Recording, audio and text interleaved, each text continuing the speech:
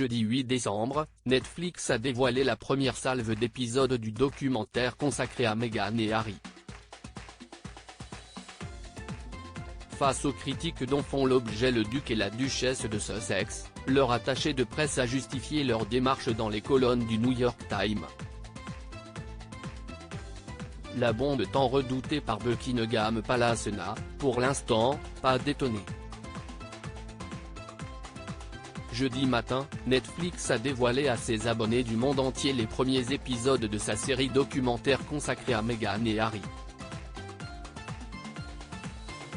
Si tout le monde s'attendait à une véritable déclaration de guerre contre la famille royale britannique suite au mégoïde 2020, il n'est, pour l'instant, rien.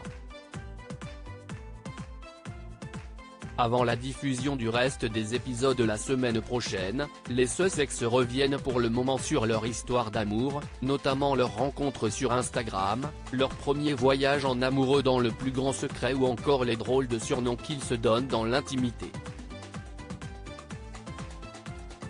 Car si est bien là le mot au cœur de ces confidences inédites du prince Harry et de Meghan Markle, une intimité dévoilée au grand jour.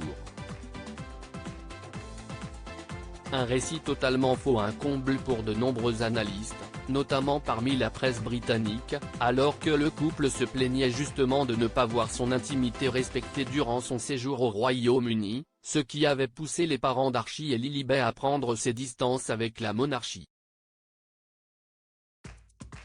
Face aux nombreuses critiques sur leur série documentaire, les Sussex se sont défendus par le biais de leur attaché de presse Ashley Hanson dans les colonnes du New York Times. Leur déclaration annonçant leur décision de prendre du recul ne mentionne en rien la vie privée et réitère leur désir de poursuivre leur rôle et leur fonction publique, justifie-t-elle. Toute suggestion contraire va à l'encontre d'un point essentiel de cette série. Ils ont choisi de partager leur histoire, selon leurs conditions, ajoute-t-elle. Une défense qui risque de ne pas éteindre l'incendie déclenché au Royaume-Uni et redorer l'image du couple, attaqué jusqu'en France, où un certain Stéphane Bern a dénoncé leur prise de parole.